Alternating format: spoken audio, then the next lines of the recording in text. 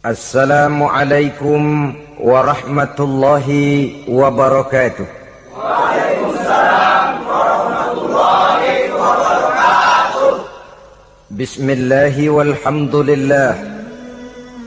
Wassalatu wassalamu ala sayyidina Rasulillah wa ala alihi wa sahbihi wa man tabi'ahu wa walah.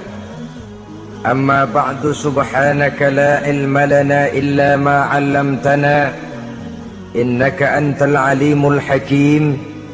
La hawla wa la quwwata illa billahil aliyyil azim. Saudara-saudara kaum muslimin rahimakumullah, sebagai agama sempurna, Islam memberikan bimbingan kepada manusia sejak ia berpribadi, berumah tangga, bertetangga, bermasyarakat, sampai kepada berbangsa dan bernegara. Adalah benar jikalau dalam ayat ketiga surah Al-Maidah Allah subhanahu wa ta'ala berfirman, Al-yawma akmaltu lakum dinakum wa atmamtu alaikum ni'mati wa raditu lakumul Islam dina.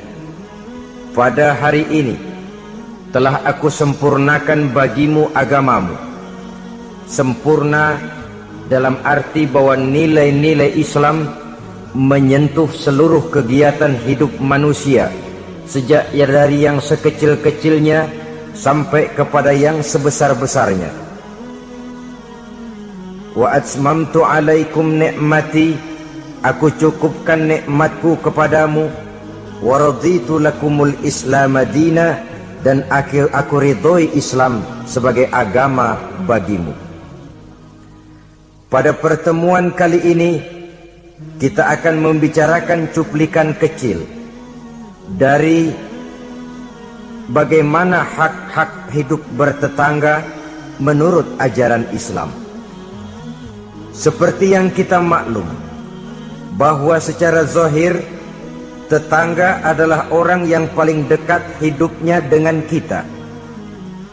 Apalagi jikalau kita adalah perantau, walaupun hakikatnya seluruh manusia di permukaan bumi ini adalah perantau. Tapi perantau dalam artian kita jauh dari kampung halaman tempat di mana kita dilahirkan, jauh dari ayah bunda, keluarga, sanak famili, dan handai tolan. Tidak selamanya hidup ini berjalan mulus. Kadang kita berhadapan dengan hal-hal yang tidak menyenangkan. Kadang kita bertemu dengan hal-hal yang tidak kita harapkan. Tentu bukan orang dari kampung yang datang menolong kita lebih dahulu, melainkan tetangga sebelah menyebelahlah barangkali yang akan melaksanakannya.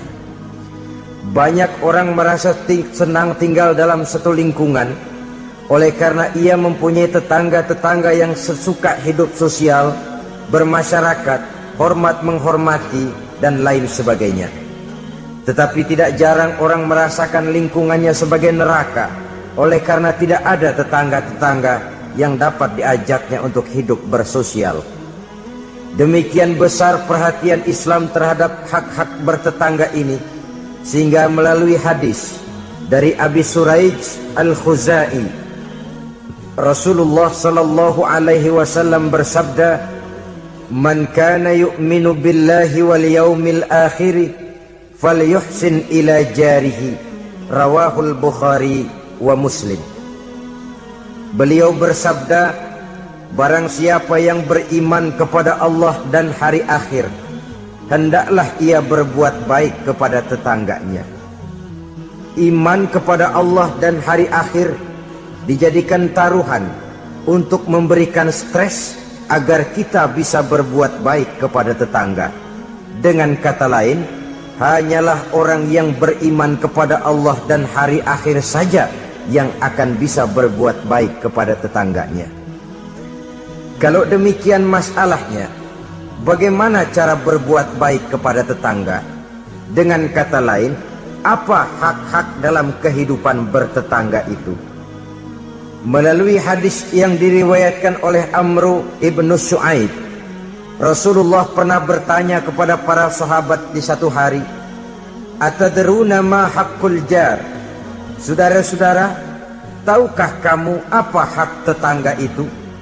Beliau sendiri kemudian menjawab, pertama, izasta'ana bika a'antahu. Apabila ia minta tolong kepadamu, hendaklah kamu memberikan pertolongan kepadanya. Ini merupakan hak di dalam kita bertetangga. Apabila orang datang minta tolong kepadamu dan kamu memang berada dalam satu posisi yang sanggup memberikan pertolongan, janganlah berat tangan untuk menolongnya. Sebab biasanya di dalam kehidupan bermasyarakat, jika kita tidak sanggup menghormati orang lain, jangan berharap orang lain akan mau menghormati kita. Jika kita berat tangan untuk memberikan pertolongan kepada orang lain, suatu saat bila kita mendapat kesulitan pun, jangan terlalu berharap bahwa orang lain akan mau juga menolong kita. Bagaimana sikap kita, begitulah biasanya sikap orang lain kepada kita. Saudara-saudara kaum muslimin rahimakumullah, adat hidup adalah tolong menolong. Kewajiban kita adalah menolong tetangga. Tetapi sebagai tetangga pun, apabila kita minta tolong kepada orang lain, hendaknya dalam batas-batas ukuran yang memang orang lain itu mampu menolongnya. Sesuatu yang kita memang berada di luar kesanggupan kita mengerjakannya.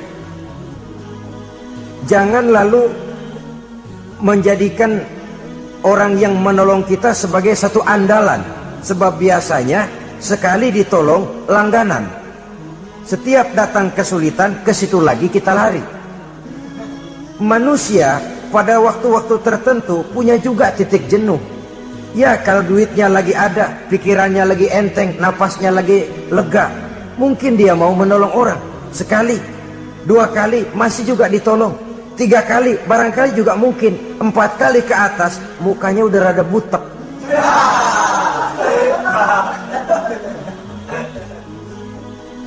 Saudara-saudara, oleh karenanya, walaupun adat hidup adalah memang tolong menolong, tolong menolong itu artinya kan take and give, saling memberi, saling menerima. Ada saatnya kita memberi, ada saatnya juga kita menerima. Tapi yang diajarkan oleh agama memang yadul ulia khairun min yadis sufla, seperti kata Nabi. Tangan di atas lebih baik daripada tangan di bawah. Artinya yang menolong posisinya lebih baik daripada orang yang meminta pertolongan. Tapi biasanya kita umumnya lebih demen minta tolong daripada nolongin. Bahkan sesuatu yang kita mampu pun, kalau masih ada yang mau nolongin, masih kita andelin tuh orang. Ya lu aja dah, lu aja. Padahal kita bisa. Akhirnya terdidik kita untuk manja, kehilangan kepercayaan kepada kemampuan diri sendiri. Saudara-saudara, jadi walaupun adat hidup adalah tolong menolong, tetapi jangan lalu mengandalkan sehingga kita tidak mau mengeluarkan kemampuan yang maksimal untuk melakukan usaha terhadap sesuatu yang memang kita masih mampu untuk mengusahakannya. Ini yang pertama. Yang kedua kata Nabi, wa izastan soroka nasortahu. Apabila ia meminta bantuan kepadamu, maka bantulah. Ada perbedaan antara ista'ana dengan istansoro. Ista'ana biasanya pertolongan dalam bentuk moral. Istansoro pertolongan, bantuan dalam bentuk material. Menolong dengan membantu. Membantu kelihatannya lebih real, lebih nyata. Menolong bisa secara moral. Keduanya diajarkan oleh agama. Orang yang datang minta tolong kepadamu, tolong dia. Orang yang datang meminta bantuan kepadamu dan kamu ada kemampuan untuk itu, bantu dia. Allah akan selalu menolong seorang hamba selama hamba itu masih mau menolong saudaranya. Allah selalu akan membantu seorang hamba selama hamba itu masih mau membantu saudaranya. Sehingga dengan demikian, orang yang kita tolong mungkin dia tidak bisa memberikan balasan kepada kita. Orang yang kita bantu barangkali juga tidak bisa memberikan balasan kepada kita. Allah yang akan memberikan balasan melalui jalan lain yang tidak pernah kita sangka-sangka barang sedikit pun. termasuk jenis yang min haitsu la yahtasib, termasuk jenis yang tidak kita perkirakan sebelumnya dari mana datangnya. Bahwa pertolongan kita kepada orang lain akan meluaskan jalan usaha kita, bantuan kita kepada orang lain akan melancarkan rezeki kita sendiri. Tidak ada orang jatuh miskin karena rajin membantu orang lain. Tidak ada orang jatuh bangkrut karena murah tangan rajin sedekah. Wah, dulunya dia kaya banget Pak, cuman kerajinan sedekah bangkrut sekarang. Tidak ada. Belum pernah ada terjadi itu. Bukan bakhil yang menyebabkan orang jadi kaya, bukan sikap pemurah yang menyebabkan orang jatuh miskin. Malahan saudara-saudara, kaya itu kan ada dua macam tuh. Ada kaya majazi, ada kaya hakiki. Yang dinamakan kaya majazi, orang yang banyak hartanya tapi miskin hatinya. Sebenarnya hidupnya cukup, tapi dia masih selalu merasa kurang, maka dia tidak pernah cukup. Duitnya banyak, tapi perasaannya selalu miskin, maka dia miskin terus. Duitnya 1 juta, hilang 1.000, yang 1.000 dia pikirin, botak palanya.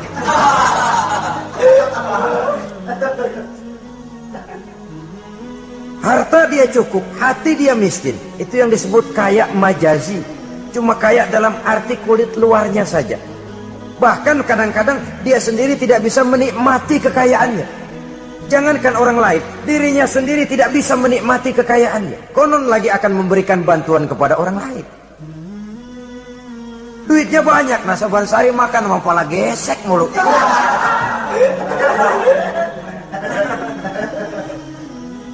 Jangankan orang lain, dia sendiri tidak bisa menikmati kekayaannya. Hawanya udah mau tekor aja udah. Saudara-saudara, lah yang dinamakan kaya hakiki, orang yang kaya hatinya, ini sumber kekayaan.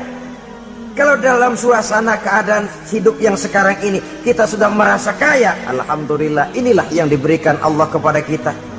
Miskin saya? Enggak, di bawah saya masih banyak orang yang lebih miskin lagi. Susah saya? Tidak, di bawah saya masih banyak orang yang lebih susah dari saya. Tidak punya duit saya, oh orang lain yang lebih tidak punya duit lagi dari saya masih lebih banyak. Orang yang kaya hakiki. Dari sini kekayaan berangkat, dari sini kekayaan dimulai. Oleh karena itu biarin duit kita banyak asal hati kita kaya, nggak apa-apa. Daripada duit nggak punya, hati melarat, dah susah kemana-mana. Kesono sumpok kemari sempit. Saudara-saudara, jadi oleh karenanya bantuan kita kepada orang lain akan melancarkan rezeki kita. Pertolongan kita kepada orang lain akan memudahkan usaha kita. Yakinlah itu. Karena Allah tentu tidak buta. Allah tentu maha adil. Allah tentu maha bijaksana. Tidak ada ruginya orang yang menolong orang lain. Walaupun kadang-kadang kan air susu dibalas air tuba. Kadang-kadang ada istilah, gua nolongin anjing kejepit. Susah ditolongin, begitu senang nginjek. Kadang-kadang tahu begitu. Itu perasaan manusiawi kita sebenarnya. Perasaan manusiawi kita. Tapi sesungguhnya walaupun kebaikan kita dibalasnya dengan kejahatan, Allah kan tidak buta. Allah kan adil. Akan datang kebaikan-kebaikan dari arah lain meliputi kehidupan kita. Karena itu jangan pernah menyesal untuk berbuat baik.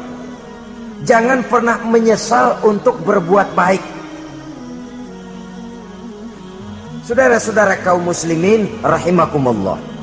Jadi yang kedua, apabila dia meminta bantuan kepadamu, bantu. Andai kata belum bisa, ya dengan kata-kata. Kata-kata itu juga sudah meringankan kesulitan orang.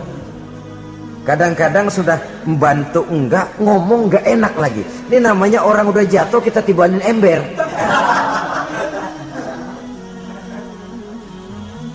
Orang sudah datang minta bantuan kesulitan. Sudah gitu udah enggak kita kasih.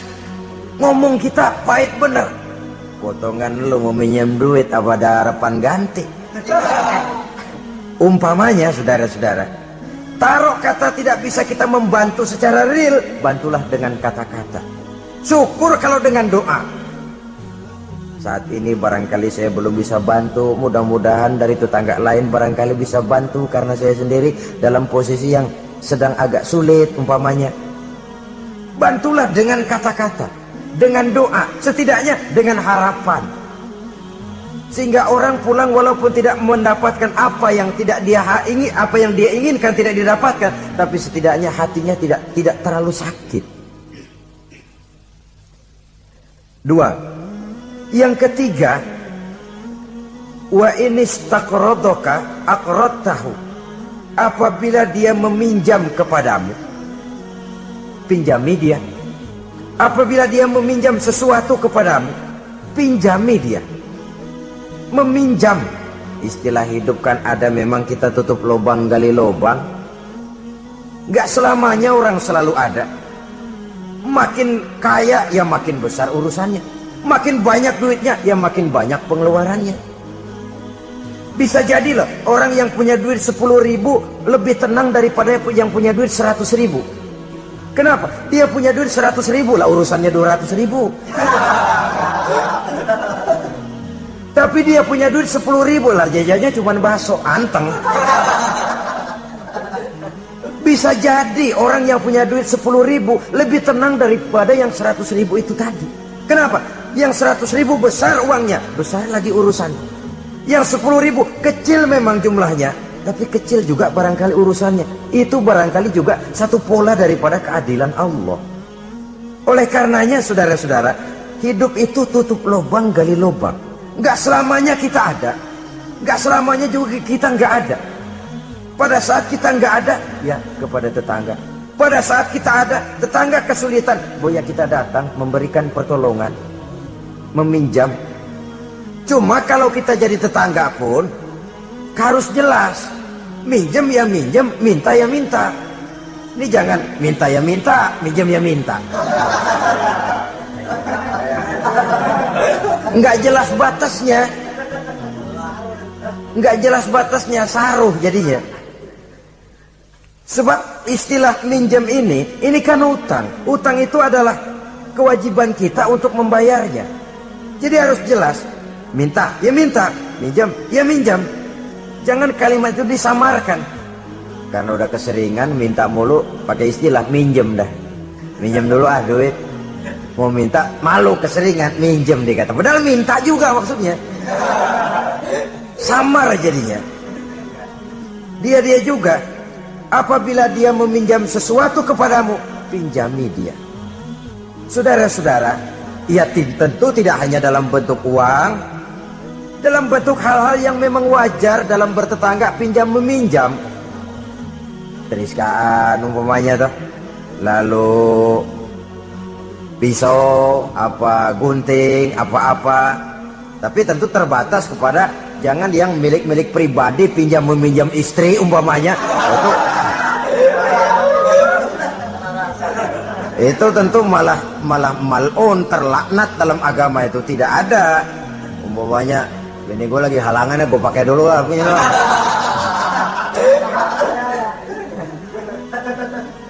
Apabila dia meminjam sesuatu kepadamu yang kamu ada, punya, pinjami dia. Sebab satu saat pun pasti akan terjadi di mana kita juga bisa minjam kepada orang lain. Dengan demikian akan terjadi saling pengertian. Sebaliknya kalau kita ada, seret banget keluarnya. Orang minjem, kita ada, orang tahu kita punya, nggak kita kasih. Ntar giliran kita perlu minjem, dia kan gitu juga, bayar utang. Jangan, kalau dia jangan dah, puyuh bebuntut, jangan dipinjam. Nah, dia begitu juga sama kita, kan begitu hidup itu. Dia begitu juga katanya sama kita. Orang yang berhati sutra itu jarang. Orang yang berhati emas itu jarang. Yang bisa membalas air tuba dengan air susu itu jarang. Yang bisa berbuat baik dengan orang yang jahat itu kan langka. Kita kan sistemnya masih draw. Udah begitu ya, gue begitu. Seri kita maunya. Dan memang agama mengajarkan wa jazaa'u sayyi'atin sayyi'atun misluha, tapi faman afa wa aslaha fa ajruhu 'ala Allah. balasan terhadap suatu kejahatan, kejahatan yang seimbang. Tapi kalau kamu berbuat baik dan mau memberi maaf, itu yang lebih baik dan itu yang akan dapat pahala. Jadi kalau orang pelit sama kita, kita pelit lagi, ya seri mang. Seri, artinya nilai diri kita tidak lebih baik daripada dia itu. Tapi kalau kita bisa baik sama tetangga yang pelit, pertama nilai kita lebih baik daripada dia. Yang kedua dia bingung diri dah. Dia bingung diri. Ini orang gue pelit banget sama dia gue baik banget sama gue. Dia bingung diri, saudara-saudara. Kalau emang nggak bingung malu, badak.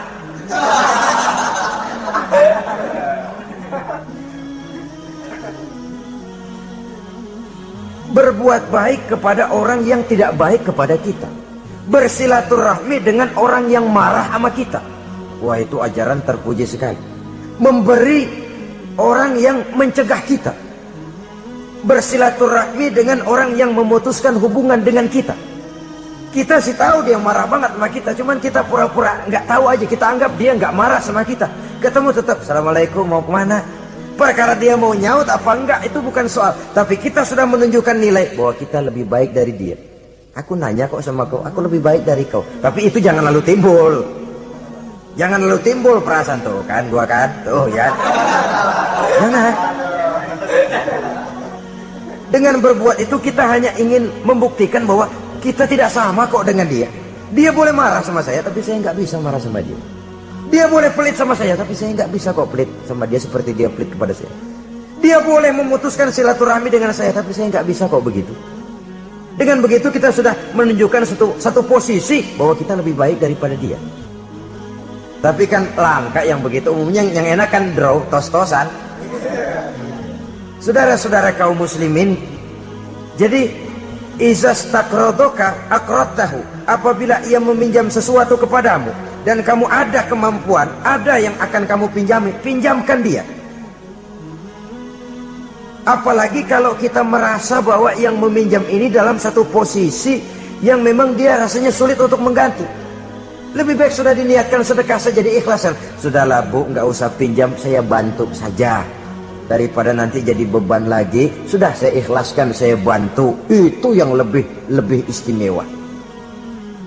Tapi saya katakan tadi, kalau tidak ada kesadaran bahwa rezeki adalah amanah Allah, bahwa harta adalah titipan Allah, apa sih yang kita punya? Seperti kita lahir ke dunia, begitulah kita akan masuk ke liang kubur. Cuma kelebihannya kain putih saja. Selebihnya tidak ada lagi. Sebagaimana kita lahir ke alam dunia ini, begitulah kita akan meninggalkan alam dunia ini. Jadi yang kita jaga kukuh-kukuh, yang kita bentengi, yang kita bakhil karenanya, sedikit pun tidak akan pernah kita bawa. Kecuali kalau dia, saya katakan tadi, kita infakkan di jalan yang diridhoi Allah, termasuk menolong orang. Ada juga lagi nih, minjemin tapi nyakitin. Rentenir namanya. Pakai perjanjian. Minjam 10 pulang 15. Itu sama juga nyekek leher. Karena itu rentenir sangat dicela dalam ajaran agama. Mencari orang-orang susah, menolong, tapi di belakang menolong menjerat, sehingga utangnya itu lalu beranak. Giliran gak mampu aja, tanah orang digetek. Mungkin gak mampu, rumahnya ditarik. Habis dah. Saudara-saudara kaum muslimin, akhirnya yang melarat semakin bertambah kemelaratannya. Itu yang keempat. Maksud saya yang ketiga. Yang keempat, saudara-saudara, wa iniftaqara utta alaihi, apabila dia miskin. Maksud miskin di sini kesusahan. Utta alaihi, tengokin orang yang kesusahan.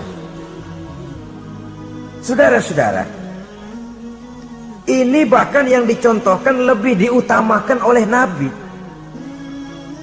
Kalau orang susah yang sakit, lebih diutamakan untuk ditengokin. Kenapa? Udah jelas langka yang nengokin, langka yang nolongin. Mau berobat susah, ke dokter juga sulit. Tapi kalau orang kaya sakit, dokter dia bisa telepon, apotek dia bisa telepon. Nggak ada duit, dia bisa bayar pakai kredit card. Orang miskin sakit, boro-boro manggil dokter. Kadang-kadang mantri juga nggak mampu dia panggil. Sehingga dengan demikian apabila ia mendapat kesulitan, tengokin. Jangan berat langkah untuk menengoki orang yang memang mendapat kesulitan itu. Sebab kalau tidak, maka nanti pada suatu saat bila kita yang mendapat kesulitan, orang akan berat juga kakinya untuk nengoki kita. Kita biasanya kalau orang kayaan aja dikit dapat kesulitan, kayak besan yang nengokin dah. Yang mau setor muka, yang mau jilat macam-macam. Tapi kalau yang digubuk reot yang melarat itu mendapat kesulitan, yang lewat cuma melengos dong. Ciano sakit ya? Iya, kesianan. Udah kesianan doang. Terus lewat. Terus lewat. Saudara-saudara kaum muslimin rahimakumullah. Yang kelima, wa iza marido uddahu. Apabila dia sakit, datanglah kamu, tengokin, hibur hatinya. Kalau perlu bantu, berikan obat. Setidaknya dengan ucapan dan doa yang bisa meringankan sakitnya itu. Sebab ini, kalau orang sakit ditengokin, itu kesannya itu mendalam sekali. Bukankah itu Quraisy yang ngeludahi Nabi masuk Islam? Oleh karena pada waktu sakit dia, Nabi yang nengokin. Tiap Nabi lewat ke masjid diludahin. Begitu itu orang sakit, Nabi pertama yang nengokin. Apa yang terkesan? Ya Muhammad, bukan main akhlakmu. Tiap hari kamu lewat saya ludahin. Sekarang begitu saya sakit, seorang pun belum datang nengokin saya. Kamu lebih dulu nengokin. Akhlakmu Muhammad. Mulai hari ini saksikan. Asyhadu an la ilaha illallah wa asyhadu annaka ya Muhammad Rasulullah. Masuk Islam. Kalau kita sakit ditengokin orang, rasanya udah jadi obat tuh tengokan. Dan akan kita kenang, kita ingat. Iya dulu waktu saya sakit, dia datang. Dalam kondisi dimana kita prihatin, pertolongan orang biasanya, kebaikan orang sangat tidak mudah kita lupakan. Dan ini akan berakibat kita merasa berhutang budi. Dan kata orang, hutang emas bisa dibayar, hutang budi dibawa mati. Saudara-saudara kaum muslimin, jadi oleh karenanya apabila dia sakit, tengoki, jenguki. Kalau perlu, berikan bantuan sesuai dengan kemampuan yang ada pada diri kita. Yang keenam, saudara, yang merupakan hak bertetangga, wa iza mata tabi'ta janazatahu. Apabila ia meninggal dunia, iringi jenazahnya sampai ke liang kuburnya. Dan ini sudah kita bicarakan pada pertemuan tentang hak-hak muslim beberapa waktu yang lalu. Yang ketujuh, hak bertetangga, wa in asobahu khairun hanna'tahu. Apabila ia mendapat kebaikan, hendaknya engkau ikut bersukacita. Senang kalau tetangga lagi senang. Merasa suka kalau tetangga dapat nikmat. Alhamdulillah ya, tetangga kita udah bisa beli TV berwarna. Mudah-mudahan kita bisa numpang nonton. Alhamdulillah. Jangan lantas sakit hati. Gile udah beli TV berwarna, merah tuyul berapa biji nih?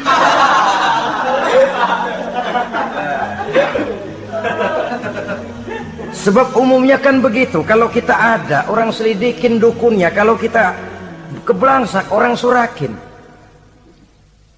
Islam mengajarkan, in asobahu khairun hanna'tahu. Kalau tetanggamu mendapat kebaikan, hendaknya engkau ikut bertahniah, ikut bersukacita, ikut gembira. Syukur, alhamdulillah dia mampu. Syukur dia bisa, syukur dia mampu. Dan itu memang berat. Kalau ini tidak ada, tidak kita miliki dalam diri, yang timbulkan hasud. Nah, hasud ini kata Nabi, memakan amal seperti kayu api memakan kayu bakar. Hasud menyantap amal seseorang seperti api memakan kayu bakar. Kita sangka sembahyang kita udah cakep bener, tapi punya sifat hasud, maka nilai sholat kita itu bisa dimakan oleh sifat hasud tadi. Kita sangka puasa kita udah cakep banget, tapi hati berbulu, hasud. Kalau orang Betawi bilang berak, nggak ada demen-demennya sama orang. Ada orang dapat nikmat timbul hasudnya. Hasud itu akan menggeragoti amal seseorang, kata Nabi, seperti api memakan kayu bakar. Api kalau makan kayu bakar kan cepat sekali, kretek habis. Begitu cepatnya hasud memakan amal seseorang.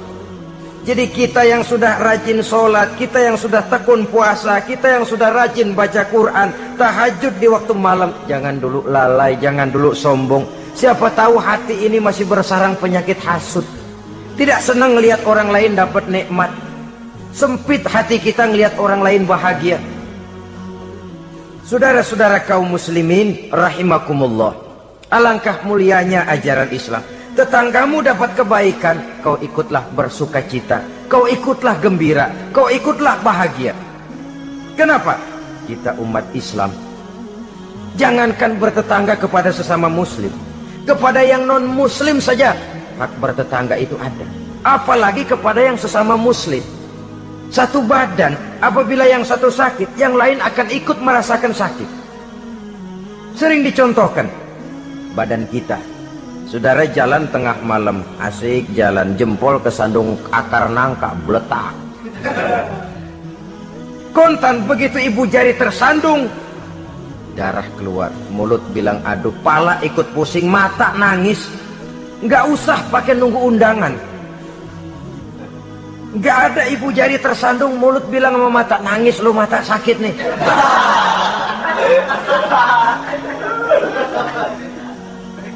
Kalau anak sekolahan bilang, ini yang disebut solidaritas sosial yang terjadi secara reflektif. Begitu tetangga senang, kita ikut senang. Tetangga susah, kita ikut susah. Reflektif. Sehingga dengan demikian kita ini bagaikan satu badan. Apabila yang satu sakit, yang lain ikut merasakan sakit. Lebih dari sekedar darah, ras, kita diikat dengan akidah. Dari akidah yang sama lahirlah rasa kesamaan, kesetiakawanan sosial istilah sekarang ini. Sehingga kesenjangan bahwa yang kaya makin kaya, yang miskin makin bangkrut tidak akan makin memuncak. Ya memang bahwa penduduk dunia selalu ada yang miskin, ada yang kaya, itu nature, sunnatullah, emang dari sononya udah begitu. Kalau semua orang kaya, ya tidak ada yang miskin. Semua orang miskin, ya tidak ada orang kaya. Logikanya, seseorang dinamakan kaya karena ada yang miskin. Orang disebut miskin karena ada yang kaya. Kenapa dia bilang kita bilang dia miskin? Kita ukur dari yang kaya. Kenapa kita bilang dia orang kaya? Kita ukur dari yang miskin. Jadi mestinya orang kaya itu terima kasih kepada orang miskin. Sebab kalau tidak ada orang miskin, orang kaya tidak ada. Saudara hadirin yang saya hormati, jadi dengan demikian etik dalam kehidupan bertetangga menurut ajaran Islam, apabila tetanggamu mendapat nikmat, kau ikut bersyukur. Kan langka yang begini nih. Yang ada yang enak banget emang kita katain. Kita katain. Atau paling tidak kata-kata yang enggak enak. Lihatin aja jamu kemana. Lihatin gitu. Segitu enggak senengnya lihat orang lain dapat nikmat. Yang kedelapan, lawanannya, wa in asobathu musibatun azzaitahu. Apabila ia mendapat kesulitan, azzaitahu, kamu hendaknya ikut bertakziah, ikut berduka cita. Dia mendapat kesulitan, kita ikut berduka cita. Kesulitan yang paling ringan sekalipun. Radionya hilang, televisinya hilang, istrinya umpamanya hilang. Umpamanya.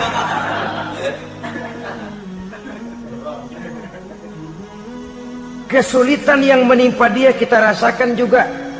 Sebagaimana kalau kesulitan itu datang menimpa kita. Kan ukurannya begitu.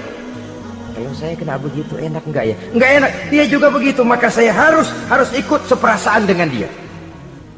Ada kesetiakawanan itu. Tapi memang dalam kehidupan lebih mudah cari teman yang mau diajak ketawa daripada cari teman yang bisa diajak nangis. Sehingga kata seorang penyair, in zada mali kullun nasi khulani wa in qalla mali fala khillun yusahibuni. Kalau harta saya banyak, semua orang mau nemenin saya, tapi kalau saya jatuh miskin, kagak ada yang nongol. Kalau kita lagi basah nih, rezeki lagi lancar, yang tumben ketemu ngaku encing sama kita. Iya lah, gua encing lu ini. Ketemu baru itu encing katanya. Tapi begitu kita bangkrut, melarat, bangpak, rusak, laler, gak nemplok. Laler sekarang tahu juga orang susah rupanya. Begitulah kehidupan sesungguhnya, tapi tidak begitu yang diajarkan oleh agama. Saudaramu, tetanggamu mendapat kesulitan, kau hendaknya ikut juga berduka cita. Jangan senyum di atas penderitaan orang lain, jangan menari di bangkai orang lain, jangan tertawa di atas tangisan tetangga, jangan asal senang sendiri. Karena itu pernah dicontohkan, kebebasan kita hakikatnya dibatasi oleh kebebasan orang lain. Kebebasan mutlak tidak ada. Kalau saya beli radio, kalau saya berpikir menurut saya sendiri, radio gue, yang beli gue, pakai duit gue setel di rumah gue, sekeras-kerasnya, ada apa malu pada? Itu kan kalau menurut saya. Tapi tetangga sebelah saya kan juga mikirnya begitu. Mata gue, yang ngantuk gue tidur di kamar gue, ngapa suara radio lu masuk kemari?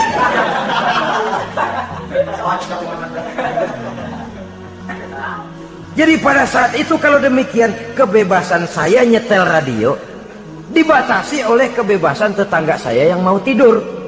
Ini yang disebut hurriyatul mar'i mahdudatun bi hurriyati ghairihi. Kebebasan seseorang dibatasi oleh kebebasan orang lainnya. Kebebasan dalam arti mutlak tidak ada hakikatnya. Betapapun saya senang wayang golek, senang bukan main. Tapi kalau sudah jam 3, tangga saya sebelah mau tidur dengan aman tanpa perlu harus diganggu.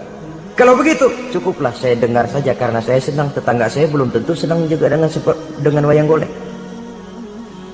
Jangan cuma memperturutkan kesenangan. Oh, pokoknya emang saya hobi banget wayang golek. Masa bodoh jam 3 kayak setel habis dah, masih ayo nama gening udah.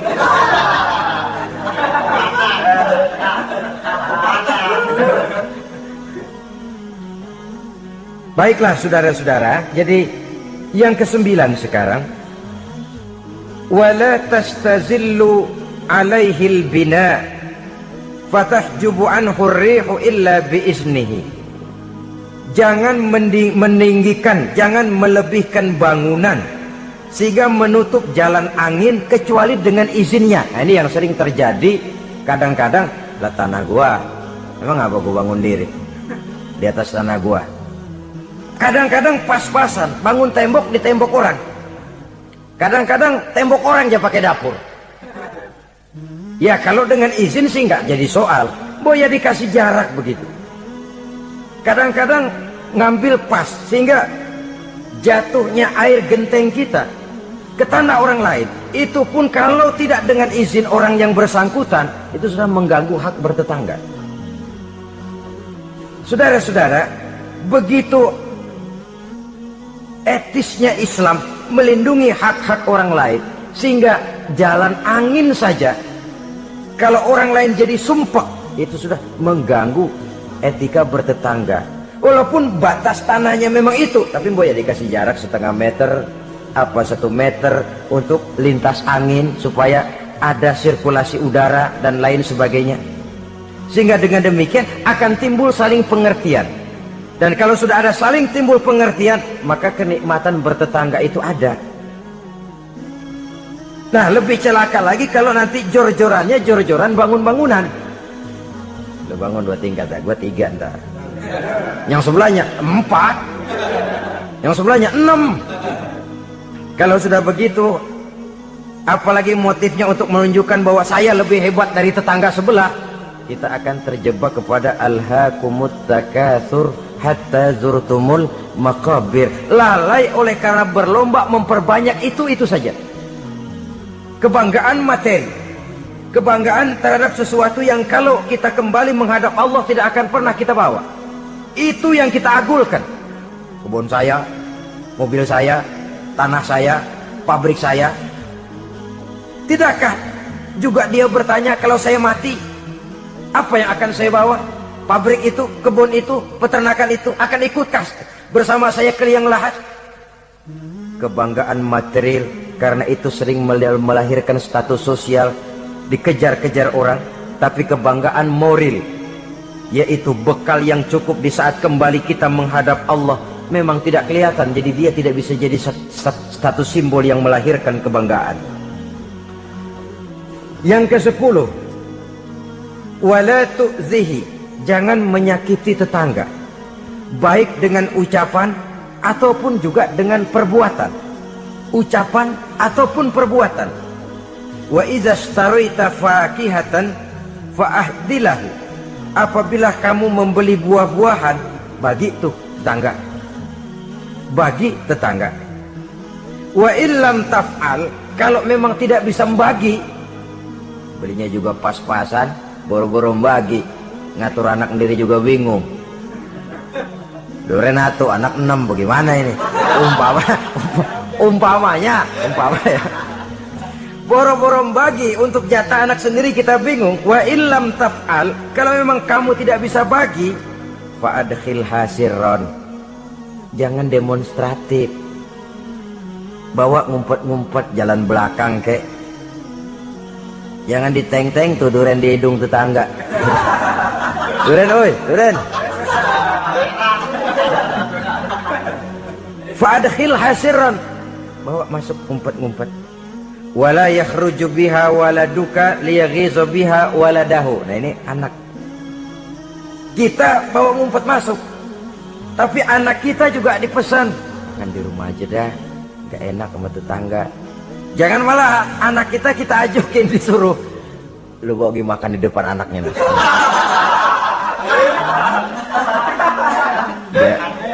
Biar dia celam-celam gitu. Karena itu tentu akan menyakiti perasaannya. Apalagi kalau dia lihat, ya tetangga kita sih mungkin nggak minta, tapi etisnya kan begitu, etisnya. Kok kayak hidup sendirian sih, bawa rambutan sekarung, sebelah kayak kebagian dikit, enggak, apa dimakan semua sekarung? Orang berpikir begitu. Dia mungkin nggak, jangankan minta, berharap pun enggak, tapi etisnya bertetangga itu. Kalau kau membeli buah-buahan, bagi tetanggamu, hadiahkan tetanggamu. Andai kata tidak bisa dilakukan itu, jangan demonstratif.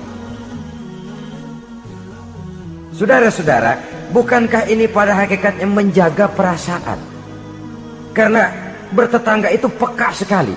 Apalagi bagi kita yang tinggal di perkampungan dengan perumahan yang rapat, atau di komplek-komplek di mana persaingan kelihatannya dalam satu level itu begitu menyolok. Kadang-kadang status suaminya, pegawainya sama, golongannya sama, tapi sebelah punya kulkas, sebelah enggak, murug. Sebelah TV-nya berwarna, sebelah hitam putih, meriang. Sebelah beli motor, sebelah enggak, bengek. Sering terjadi hal semacam itu, menimbulkan psikosomatik. Itu sering diceritakan, dibakar oleh perasaannya sendiri. Tinggal lagi di komplek, di mana kelangsungan kehidupan kelihatan betul sehari-hari. Sering terjadi, tangganya sebelah beli motor, yang sebelah meriang. Besokannya beli kulkas, dia bikin gawat, masuk rumah sakit. Di rumah sakit dengar tetangganya beli mobil, mati.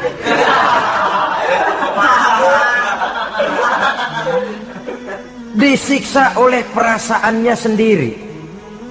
Sehingga persaingan itu lalu nanti tidak sehat. Kalau dia nggak bisa, orang dia hasudin.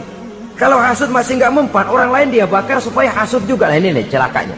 Sudah dia nggak senang sama seseorang, orang lain dibakar juga untuk tidak senang kepada orang itu. Ini yang marahan pakai ngebon, marahan pakai ngundang, marahan yuk masih ano. Orang lain sudahlah dia sendiri nggak seneng, orang lain diajak juga, dipengaruhi lagi supaya nggak seneng sama orang itu. Nih dajalnya betulin. Mestinya bahkan etisnya, kalau kita nggak seneng kepada orang, cukup kita. Orang lain malah, oh dia baik kok, baik. Tapi kok kamu, ya saya cuma kebetulan, dia baik kok, silahkan aja. Mestinya malah begitu. Ini yang terbalik tidak. Kita kalau sudah nggak seneng sama orang, ngerambat. Nah, jangan deketin dia. Ajak lagi sana, gosok lagi, gosok. Habis orang digosokin, supaya nggak seneng juga sama kita. Lah yang digosok kayak batu cincin lagi, mau aja. Batu cincin apa tikus budek tuh, nggak ngerti apa-apa, nggak ngerti urusan junturungan, hayo aja. Saudara-saudara kaum muslimin, begitu perhatian Islam di dalam menjaga perasaan bertetangga. Sampai dalam hal-hal yang kayak begini, jangan melukai perasaan orang.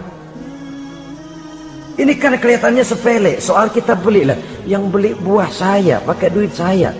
Iya, itu perasaan kita. Orang lain tetangga juga belum tentu minta kok. Belum tentu juga kepengen. Tapi dari segi etisnya bertetangga, bahwa kita menghormati dia, ada perasaan itu. Yang ke-11,